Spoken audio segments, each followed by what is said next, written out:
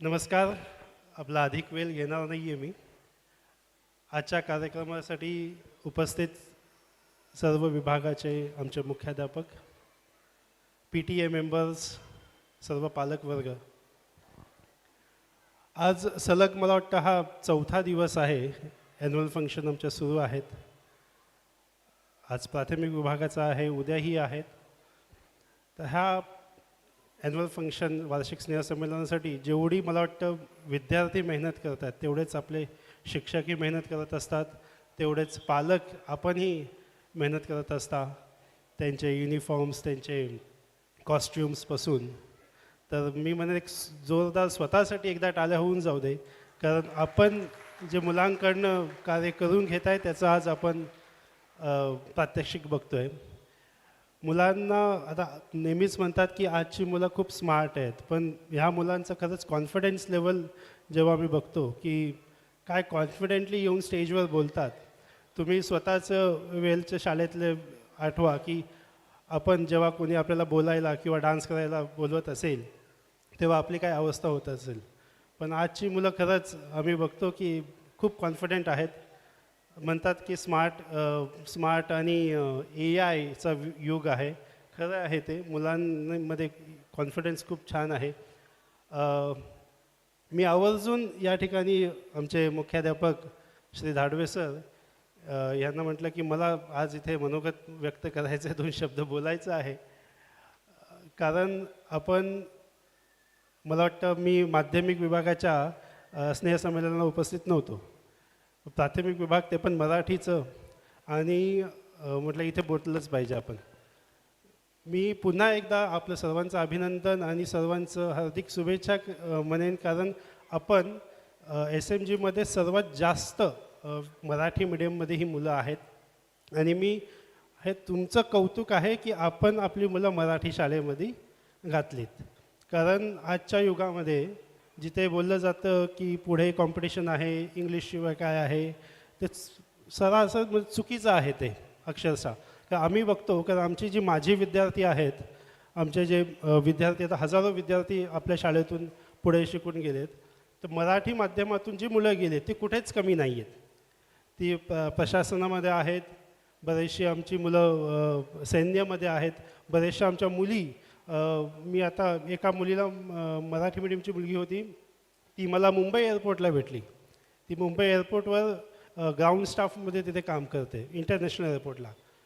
बरेचशा आपल्या मुलं metro train, ज्या मेट्रो मुंबईला आहेत त्या हाताळत आहेत. तर मराठी मीडियमची मुलं कुठेच कमी पडत नाही. मी तर म्हणा मराठी मुलांची मुलं, सॉरी इंग्लिश मिडियमचे प्रिन्सिपल इथे आहेत, मराठी मीडियमची मुलं अधिक स्मार्ट आहेत आमच्या इंग्लिश मिडियमच्या मुलांपासून.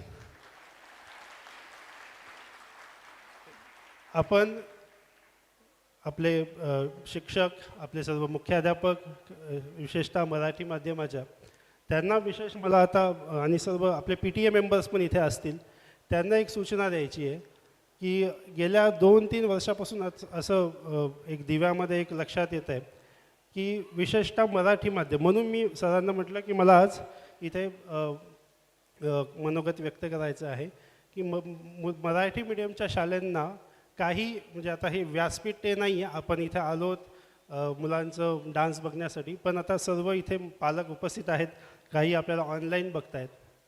तर पालकांना सूचना द्यायच्या आहेत की काही समाजकंटक म्हणा किंवा काही संस्था म्हणा, ज्या मराठी शाळांना स्पेशली दिव्यामध्ये टार्गेट करतात. आता तुम्ही बातम्या नेहमी वाचत असता, बघत असता की मराठी भाषा वाचवा किंवा मराठी शाळा वाचवा, सर्व ठीक आहे. पण ह्याच काही संघटना असतील किंवा हेच काही संस्था असतील, त्या मराठी शाळांना दिव्यामध्ये विशेषतः टार्गेट केलं जातं आहे.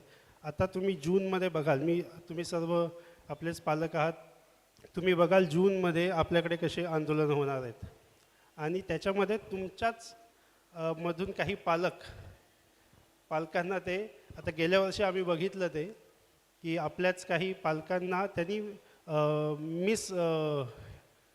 चुकीची त्यांना माहिती दिली.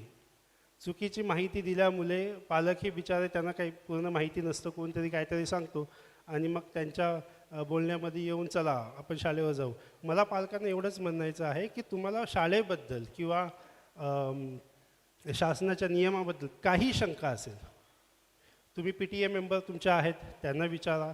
पी टी ए मेंबरकडनं जर काही तुम्हाला समाधानकारक उत्तर भेटले नाही, मुख्याध्यापक आपले धाडवे सर आहेत, आमच्या भाबल मॅडम आहेत, आमच्या कवडे मॅडम आहेत, तुम्ही त्यांना येऊन भेटा. पण तुम्ही तुमच्या कॉन्सेप्ट जे तुम्हाला ज्या काय प्रश्न निर्माण होत असतील विशेषतः शाळेबद्दल, तर ते तुम्ही क्लिअर करा. कारण असं नाही केलं तर कुठेतरी मिसअंडरस्टँडिंग होत असते.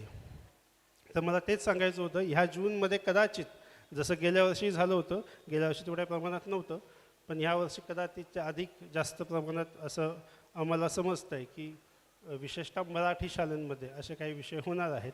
तर मी पालकांना ते अवगत करून ठेवतो आणि विशेषतः मी मुख्याध्यापक आणि आमच्या शिक्षकांना विनंती करेन की पालकांचे काही प्रश्न असतील ते आपण त्यांना मीटिंग्स घेऊन, किंवा आपण मीटिंग्स तर जूनला घेतोच, पण त्याच्यात काय होतं, बरेचसे पालक उपस्थित नसतात. आजकाल आई वडील दोघेही नोकरीला जातात, त्याच्यामुळे बरेचसे पालक उपस्थित नसतात आणि P T A members attend करतात. पी टी ए मेंबर्स मला वाटत नाही 100% उपस्थित असतात.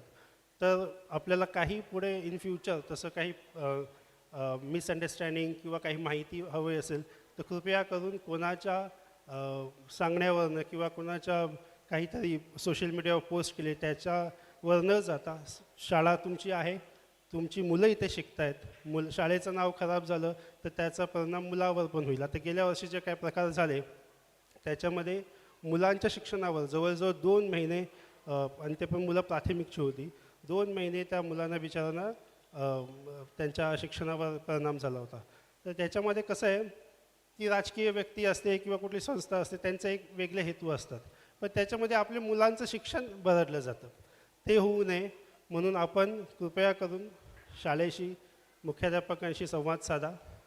पुन्हा एकदा मला बोलण्याची संधी दिलीत, धन्यवाद. जय हिंद, जय महाराष्ट्र.